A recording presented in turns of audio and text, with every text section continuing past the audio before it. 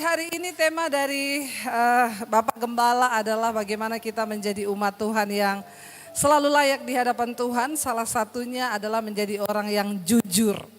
Ya, ini ada hidup jujur.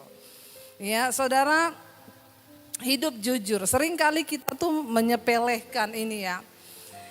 Jujur itu lawan katanya apa? Tidak jujur, alias bohong. Siapa yang suka bohong? Gak usah angkat tangan. Di dalam hati saja. Ya, suami-suami yang suka bohong, ayo. Ya. Kemarin ada satu orang ibu yang tanya saya, Bu Debi, ya, mau tanya dong Bu, kalau ngambil uang suami itu dosa nggak? Ya, saya bilang, kenapa ibu harus ngambil uang suami? Suami saya pelit, tidak pernah terbuka dalam hal keuangan. Saya bilang, Ibu, Alkitab berkata orang menikah itu dua jadi satu. Berarti uang suami adalah uang? Ya. Jadi istri ngambil uang suami dosa enggak? Ibu-ibu langsung teriak, enggak. Ya. Makanya bapak-bapak yang namanya keuangan itu harus jujur. Jadi tidak perlu simpan di kaos kaki. Ya, sampai ada bapak-bapak yang konseling sama saya bingung mau simpan uang di mana Bu. Saya taruh di bank, istri saya ketemu ATM-nya. Saya taruh di bawah kasur, dia temuin juga. Terakhir di kaos kaki, hilang kaos kakinya Bu. Saya bilang, Bapak hidup kok sampai ribet begitu ya. Kita nih perlu hidup jujur. Hidup jujur tuh enak. Orang yang hidup jujur itu plong, gak ada yang disembunyikan, gak ada kebohongan. Ya pokoknya orang hidup jujur itu banyak berkatnya lah. Kita mulai dari yang terkecil dalam hal keuangan, semua mau jujur. Demikian ibu-ibu, kalau dipercayakan uang suami juga, jangan uang dipakai untuk kepentingan pribadi, amin ibu-ibu. Gak ada aminnya. Tadi dibilang jadi satu uangnya gak apa-apa, semua teriak. Amin ya, begitu dibilang jangan pakai untuk kepentingan. Kenapa suami itu tidak percaya? Amsal 31 berkata begini, istri yang cakap itu mahkota suaminya. Istri yang takut akan Tuhan. Hati suaminya percaya kepadanya. Kenapa? Karena suaminya tidak pernah kehilangan keuntungan. Saya yakin kalau kita menjadi istri yang dipercaya gak perlu nyolong uang suami, amin ibu-ibu. Gak ada amin lagi kan, memang ibu-ibu ini ya. Ya, saya itu diberikan sama suami saya bahkan kuasa. Ya, dia bilang gini, pokoknya keuangan semua kamu yang pegang. Termasuk dalam hal mau memberkati siapa aja itu kamu udah gak usah tanya saya. Karena saya percaya istri saya ini punya kepekaan yang luar biasa. Loh, saya mendapat kepercayaan dari suami. Kenapa? Karena memang saya dapat dipercaya. Jangan dikasih uang belanja saudara ya. Sebulan dikasih uang belanja berapa di sini rata-rata uang belanjanya. Saya nggak usah bilang 10 juta loh. Nanti yang ibu-ibu cuma dapat 5 juta ngomong ke suaminya, Bu Debi bilang 10 juta loh tiap bulan. Ya misalnya nih dapat uang belanja setiap bulan berapa? 4 atau 5 juta. Ya kita harus bisa dipercaya, jangan pakai buat beli. Ya dikasih uang 5 juta sama suami langsung ke salon. Ngapa? Sulam alis. Ya apalagi extension bulu mata. Ibu-ibu kita harus bisa memprioritaskan kebutuhan utama yang pokok dengan yang lainnya. Kalau cuma untuk beli tas, beli apa, kalau ada kelebihan lah dari uang jajan, dari uang belanja, amin. Ya, supaya suami juga bisa percaya. Nah, judulnya adalah orang yang hidup jujur. Mari kita buka bersama Mazmur 37 ayat yang ke-37 mulai sampai dengan ayat yang ke-40. Mazmur 37 ayat 37 di sana dikatakan begini saudara ya. Perhatikanlah orang yang tulus dan lihatlah orang yang jujur ya. Sebab pada orang yang suka damai akan ada masa depan. Tetapi pendurhaka-pendurhaka akan dibinasakan bersama-sama dan masa depan orang fasik akan dilenyapkan. Ayat 39. Orang-orang benar diselamatkan oleh Tuhan, ia adalah tempat perlindungan mereka pada waktu kesesakan. 40, Tuhan menolong mereka dan meluputkan mereka. Ia meluputkan mereka dari tangan orang-orang fasik dan menyelamatkan mereka sebab mereka berlindung kepadanya. Ayat 37 tadi berkata, coba kita kembali ya. Di sana perhatikanlah orang yang tulus dan lihatlah ya kepada orang jujur. Ayat 37. Sebab pada orang yang suka damai ada masa depan.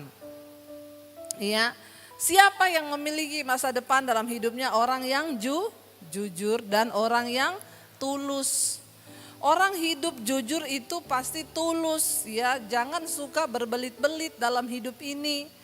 Rempong saudara, hidup itu sudah rempong ditambah dengan simpan dosa, simpan kebohongan. Orang suka bohong itu hidupnya gak tenang. Tapi kalau kita ini jujur, seringkali memang kejujuran itu menyakitkan, tapi lebih baik jujur daripada bohong. Nah kemarin itu ada orang konseling sama saya, Bu Debi, iya saya mau tanya nih Bu, ya apakah dosa yang kami lakukan ini? Kenapa? Jadi begini ceritanya Bu. Beberapa waktu yang lalu kami sekeluarga terkena COVID Bu. Iya jadi mama saya, papa saya, suami saya terkena COVID. Mama saya udah umur 70-an.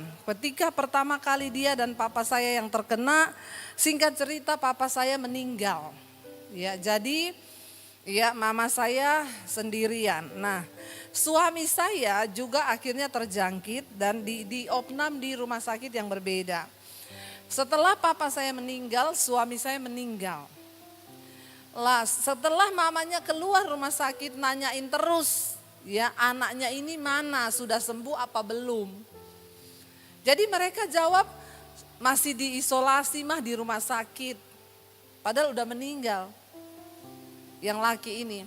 Ya terus besokan nanya lagi gimana kabarnya, kok belum keluar-keluar dari rumah sakit, saya aja udah sembuh ya. Iya mah gak tahu nih agak lama. Akhirnya udah sebulan lebih tanya lagi mana dia, lagi tugas keluar kota. Lalu dia telepon saya, Bu saya lama-lama kok jadi gak sejahtera ya Bu ya, maksudnya sampai kapan kami itu takut ngasih tahu mama karena takut mama drop lalu dia juga bisa sakit atau meninggal kalau dia tahu anaknya yang laki ini meninggal. Jadi apa sebaiknya yang harus kami lakukan? Saya tanya, mau kuat seberapa lama hidup dalam kebohongan begitu? Ya, kamu lebih berdosa lagi loh, orang udah meninggal kamu bilang lagi kerja keluar kota loh. Dosa gak itu? Orangnya udah meninggal, suamimu udah meninggal. Udah di dalam kubur, kamu bohong kepada mamamu katanya dia lagi pergi tugas di luar kota. Ya lebih berdosa lagi tuh kamu berdosa sama yang meninggal. Karena kamu membohongi. Lah terus tapi gimana Bu, semua keluarga kami bilang takut nanti kalau mama mati dengar kabar begitu. Mati hidup tuh di tangan Tuhan.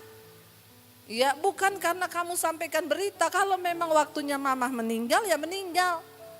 Tidak harus disampaikan berita yang gitu, tapi kalau belum waktunya biar mau dengar berita begitu juga tidak akan meninggal. Saya jadi ingat satu cerita saudara, ada orang kaya banget. Dia punya harta banyak saudara.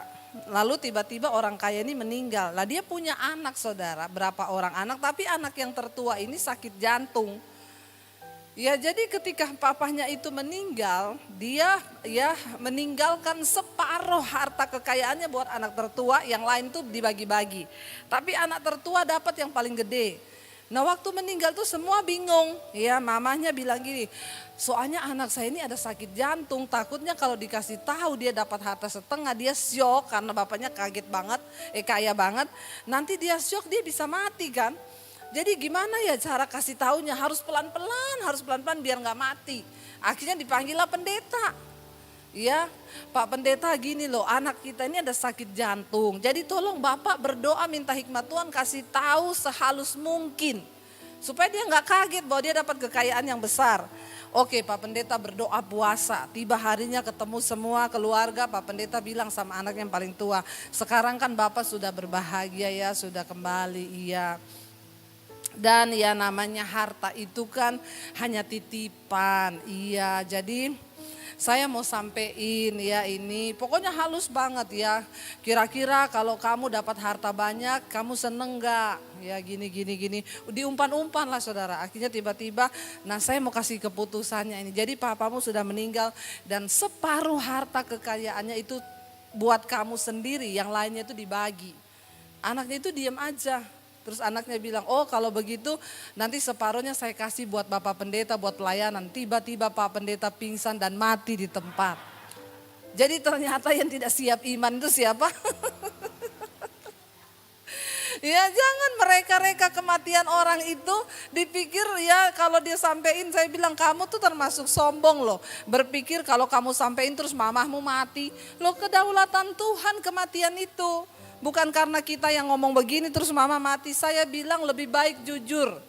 Lebih baik jujur sekalipun itu menyakitkan daripada kamu menimbun dosa dan murka Tuhan loh dengan bohong begitu loh. Orang udah mati kamu bilang pergi kerja keluar kota. Iya Bu, makanya saya juga gak sejahtera. Ayo hidup dalam kejujuran tuh enak. Sekalipun misalnya mamahmu meninggal drop karena dengar itu berarti sudah waktunya. Ya. Hidup jujur itu enak saudara, jangan menyimpan kebohongan. Yang namanya kebohongan itu pasti akan terbongkar satu saat nanti. Tetapi orang yang jujur itu dikatakan di sini apa? Mereka lah yang memiliki masa depan. Siapa yang ingin punya masa depan? Siapa yang ingin anak-anaknya punya masa depan? Ayo dimulai dari kita menjadi orang tua yang jujur. Jangan suka bohong. Ya kita ingat salah satu kisah orang yang bohong di Alkitab siapa?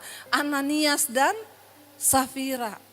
Ya ketika mereka berbohong saudara, ya saya pengen coba kita baca ayatnya saudara ya biar kita jelas ya. Buka bersama dalam Kisah Para Rasul yang kelima ayat yang pertama mulai. Kisah Para Rasul yang kelima ayat yang pertama. Jadi saudara ini kisah mengisahkan begini. Kalau saudara baca pasal yang sebelumnya. Jadi ketika jemaat mula-mula mereka itu disebut jemaat mula-mula. Mereka dipenuhi Roh Kudus itu di zaman Kisah Para Rasul. Terjadi pencurahan hari Pentakosta itu. Mereka menggebu-gebu semua imannya. Lalu mereka akhirnya hidup saling mengasihi, saling membagi apa yang mereka punya. Orang-orang yang punya kelebihan tanah, punya rumah yang lebih itu dijual.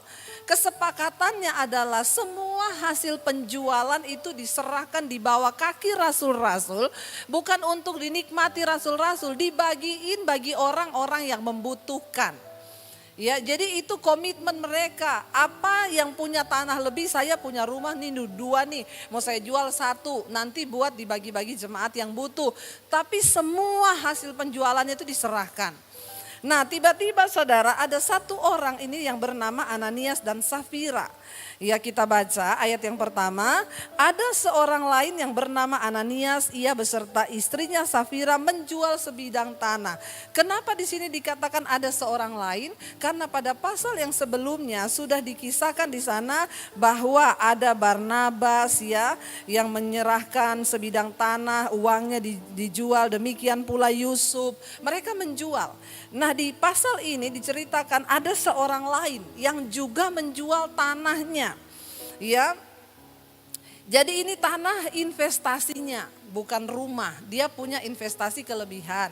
Pada waktu itu mereka bersepakat yang kaya juallah 1 bidang tanah untuk dibagi-bagi sama yang miskin.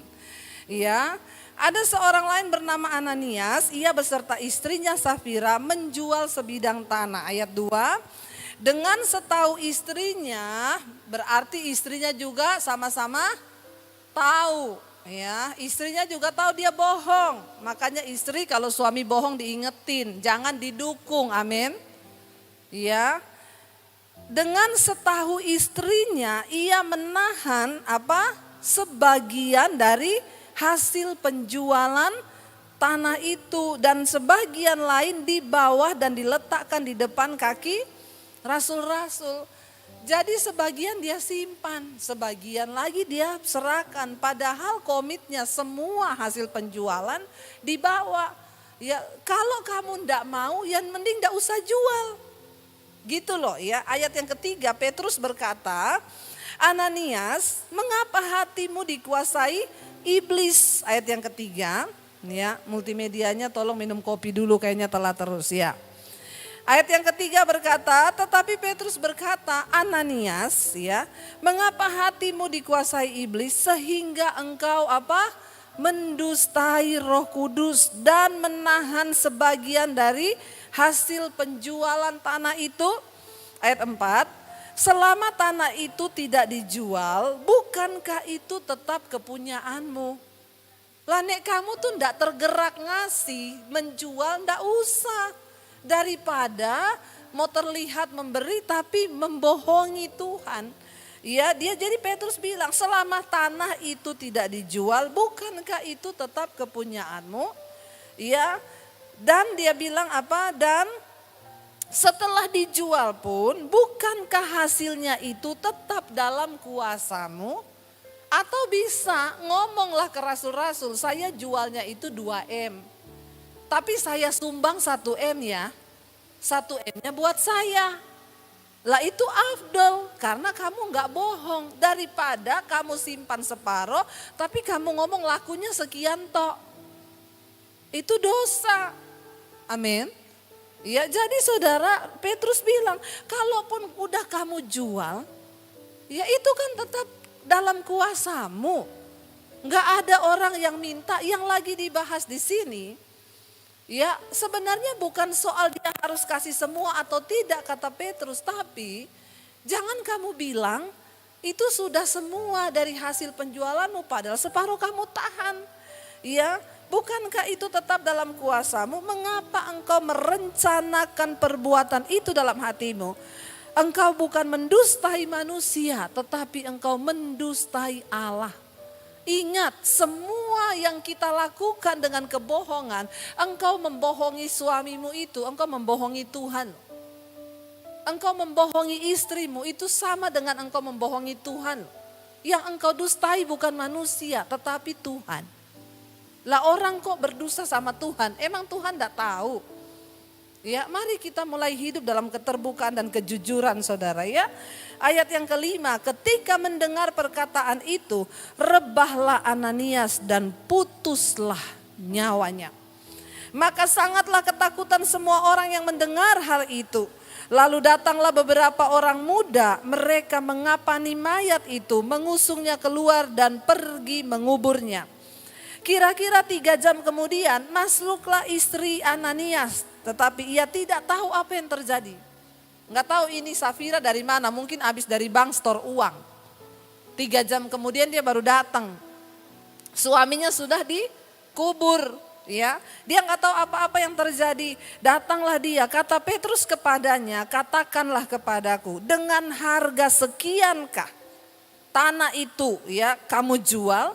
Jawab perempuan itu, betul sekian. Bohong lagi nggak? Sama suaminya sama, satu roh pembohong. Ya bertobat suami istri, kalau ada satu yang suka bohong, satu ayo sadarkan yang suka bohong itu. Supaya nggak sama-sama jadi pembohong. Nanti keturunan kita jadi keturunan ular beludak. Amin. Kalau semuanya pembohong benar, jadi keturunan ular beludak tuh nanti anak cucunya. Ya, ditanyain sama Petrus, benar terjualnya sekian sesuai yang dibawa suamimu ke sini, betul. Suaminya udah bohong, istrinya juga bohong. Kata Petrus, mengapakah kamu berdua sepakat untuk mencobai roh Tuhan? Lihatlah orang-orang yang baru mengubur suamimu berdiri di depan pintu dan mereka akan mengusung kamu juga ke situ. Ngeri enggak saudara? Ya. Ayat 10, lalu rebahlah perempuan itu seketika itu juga di depan kaki Petrus dan putuslah nyawanya. Ketika orang-orang muda itu masuk, mereka mendapati dia sudah mati, lalu mereka mengusungnya keluar dan menguburnya di samping suaminya. Maka sangat ketakutanlah seluruh jemaat dan semua orang yang mendengar hal itu. Saudara, Penghukuman itu nyata bagi orang-orang yang mendustai Tuhan. Mari kita belajar hidup dengan kejujuran di hadapan Tuhan. Kenapa? Orang yang jujur, ya tadi kita kembali ke Mazmur, ya Mazmur 37 ayat 37. Orang yang jujur itu yang akan memiliki masa depan. Tapi kita lihat tadi kisahnya mengerikan, orang yang berdusta sebaliknya dan berbohong. Ya, masa depannya kebinasaan, mati. Mari kita belajar suami istri, kita hidup dalam jujur. Kejujuran dimulai dari hubungan yang terkecil ini dulu. Jangan suka bohong. Lebih baik menyakitkan tapi enggak bohong. Ya, kalau orang mau pinjam uang sama saudara, contoh, ya, Bu, saya mau, ada orang datang sama saya, Bu, pinjam uang dong, saya ada kebutuhan. Pinjamnya berapa? 10 juta. Jangan bilang, aduh saya enggak punya uang 10 juta padahal saudara punya. Ya, jadi bagaimana menyiasatinya? Maaf, saya belum bisa bantu kalau 10 juta. Saya bisanya 2 juta tapi tidak usah ganti. Amin. Jangan bohong loh. Jangan bilang saya enggak punya uang segitu padahal kita punya. Ada orang datang pinjam uang 1 juta dong. Ya, jawab aja, maaf kalau 1 juta saya belum bisa, tolong. Belum bisa, entah karena saya mau pakai uang saya atau saya mau butuh uang saya. Tapi jangan bilang gak ada, padahal ada. Ngomong aja, saya belum bisa bantu kamu kalau 1 juta. Tapi saya bisa kasih nih 500.000, tapi gak usah ganti. Enak kita. Kemarin ada ibu-ibu yang WA saya, Bu Debbie mau tanya dong. Saya itu suka bantu orang dan dulu Bu orang itu pinjam uang ke saya ya ratusan juta. Ya sekarang ditagih tuh nggak balikin Bu. Aduh saya juga jadi kehilangan damai sejahtera Bu. Bagaimana ya Bu solusinya?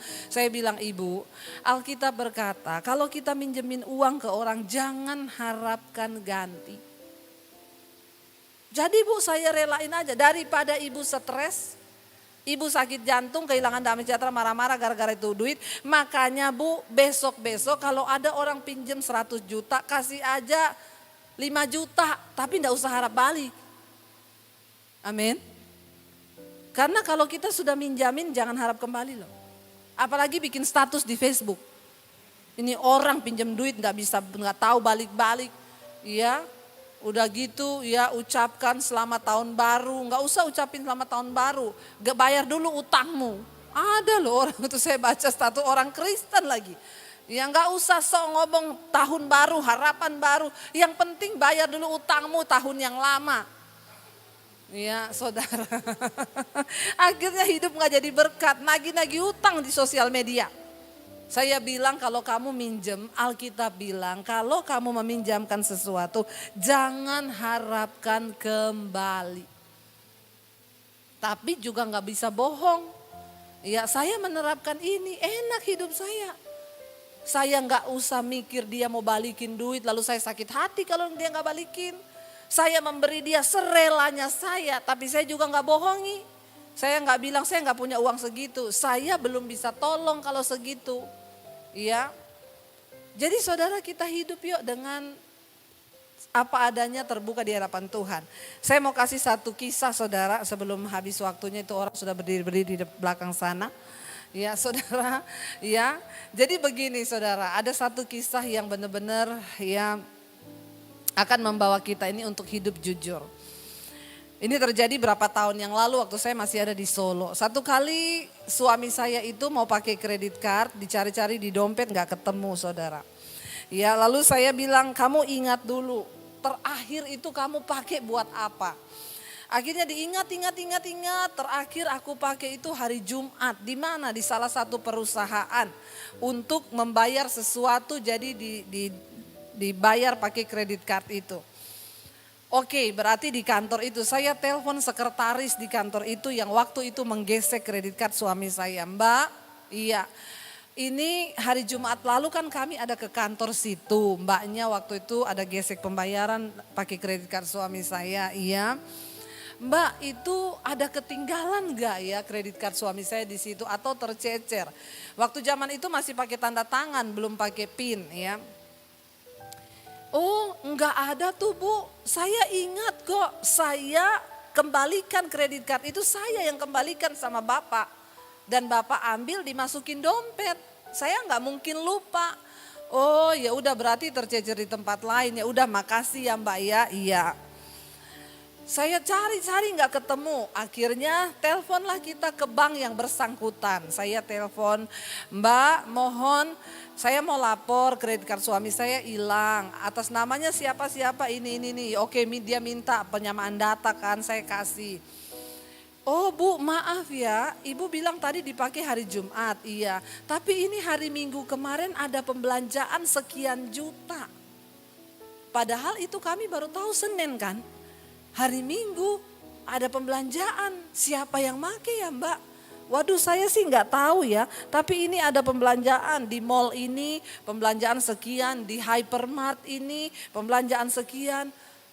Oh ya udah itu hypermart yang mana ya Mbak, bisa nggak kasih tahu alamatnya? Oh iya ada nih hypermart ini, saya pergi ke sana. Dulu saya kan mantan saudara. Penyelidik. Ya, lalu saya ajak suami saya ketemu sama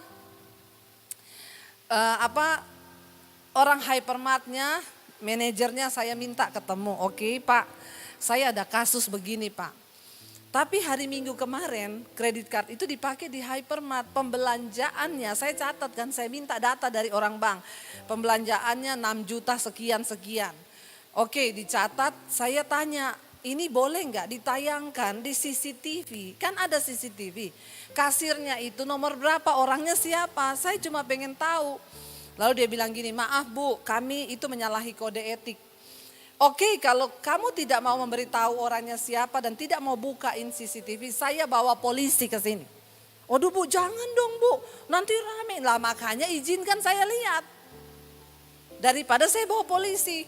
Oke Bu, tapi Ibu tanda tangan surat dulu bahwa ini tidak akan dipermasalahkan lewat hukum. Jangan bawa polisi ke sini. Oke, saya tanda tangan mana, tapi izinkan saya masuk. Saya cuma pengen lihat aja siapa orangnya. Oke, akhirnya dikasih. Ya, kita tanda tangan surat, saya masuk di ruang CCTV. Itu ruang kecil, hanya ukurannya 1,5 meter kali 2 meter kayaknya. Tapi semua isinya monitor. Ya TV kecil. Jadi dari ini Bu, pembelanjaan 6 juta sekian ada titik komanya, itu ada di kasir nomor 7. Ini Bu, tayangannya hari itu jam 2 siang. Hari Minggu ini orangnya, saudara sekretaris di perusahaan itu. Dia pakai baju hijau, pakai tas hitam, rambutnya dikucir. Saya bilang saya bisa minta print outnya enggak? Pembelanjaannya, dia beli lemari, ya belanja saudara, ya kan ini rezeki nomplok ini ya. Dia belanja semua, lalu setelah itu dia naik ke matahari di atas, dia belanja pakaian, ya pokoknya itu luar biasa lah. Oke, saya minta semua data struk pembelanjaannya sama foto yang pas dia lagi di CCTV, jadi dibikinin mereka semua. Saya keluar dari mall itu, saya telepon sekretaris itu. Saya masih berharap satu saja, dia jujur ngomong minta maaf, tidak saya ramein. Saya telepon, Mbak, ya gimana Bu masalah kredit card Bapak, sudah ketemu? Mbak, saya mau tanya satu kali lagi Mbak. Mbak benar-benar nggak tahu sertifikat itu ada tercecer atau di situ, atau soal kredit card suami saya Mbaknya nggak tahu? Ya Allah Bu, demi Allah. Hati-hati ya, bersumpah demi Allah. Alkitab berkata mata Tuhan menjelajah ke seluruh bumi, melihat orang baik dan orang jahat. Dan mata Tuhan melebihi kecanggihan CCTV manapun juga, yang bisa menembusi bahkan sampai kedalaman bawah tanah. Di bapak-bapak hati-hatilah. Bapak-bapak mau ke hotel mana di bawah tanah pun, mata Tuhan melihat seperti CCTV tercanggih. Engkau tidak akan lolos dari penghukuman. Demikian juga ibu-ibu, engkau nyolong-nyolong uang suami. Ya, mending jujur. Akhirnya dia bersumpah-sumpah demi Allah. Ya sudah Mbak, kalau memang Mbak tidak tahu. Tapi sekali lagi saya tanya, saya masih mau kasih dia kesempatan. Bener Bu, bener. Saya ingat saya kasih ke Bapak itu. Oke, saya telepon bosnya. Karena kebetulan bosnya itu kenal baik sama saya. Bu, saya kemarin gini-gini. Oh iya, jadi gimana itu? Saya dengar dari sekretaris saya katanya kredit cardnya hilang ya. Iya. Dan ibu tahu pelakunya siapa? Saya cerita. Ini saya sudah mengantongi semua bukti dan foto dan segala macam. Oke, besok saya tunggu ibu dan bapak di kantor kami. Saya bilang, Bu, ibu itu bekerja di salah satu perusahaan yang cukup ternama loh. Kalau ini kena ke semua orang bahaya loh Bu. Waduh, padahal kredit card saya, semua saya percayakan dia yang pegang. Ah itu, ya bahaya. Dia itu saya tahu jujur Bu. Kami ketemu di ruangan, beberapa pemimpin di perusahaan itu duduk di depan kami dan dipanggil. Saya sudah kasih semua bukti-buktinya. Di depan semua ditanya lagi, Mbak, kamu benar-benar tidak tahu dengan kredit cardnya Ibu Debbie dan suaminya? Enggak Bu, harus berapa kali saya jawab, ya Allah demi Allah saya bersumpah. Ada orang-orang yang tidak takut bersumpah demi nama Tuhan. Saya bilang gini, Mbak, kalau mau jadi maling harus profesional. Orang itu mau bohong juga butuh keahlian. Mbak, maaf ya saya langsung ngomong, Mbak, saya kemarin ya pergi ke hypermart dan hari Minggu mbaknya itu belanja pakai kredit card suami saya. Mbak pakai baju hijau, celana hitam, tas hitam, rambutmu dikucir. Total pembelanjaanmu sekian dan ini struk beserta foto-fotonya. Dia beli lemari dikirim ke rumah. Ada alamatnya lagi pengirimannya. Setelah itu mbaknya naik ke Matahari, Mbak beli pakaian. Saya dari kemarin tanya sama Mbak, saya berharap Mbak mau jujur. Lalu dia nangis di situ. Tapi sudah terlambat. Ya, di antara semua bos-bosnya dia baru nangis. Dia bilang, iya saya minta maaf. Mbak, saya bilang.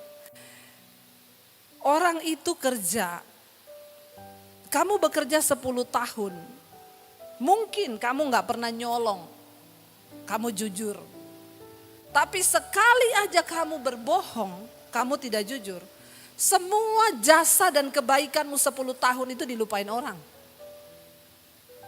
Saya cuma mau bilang ya Mbak, kamu satu kali ketemu teman kantormu di luar, mereka tidak akan ingat gini, wih dia dulu kerja 10 tahun jadi asisten pribadinya bosnya loh. Orangnya itu baik, jujur enggak. Yang orang akan ingat terakhir yang kamu bikin apa? Itu dipecat dari kantor dulu. Kenapa? Nyolong kredit cardnya orang. Nyolong kredit cardnya nasabah.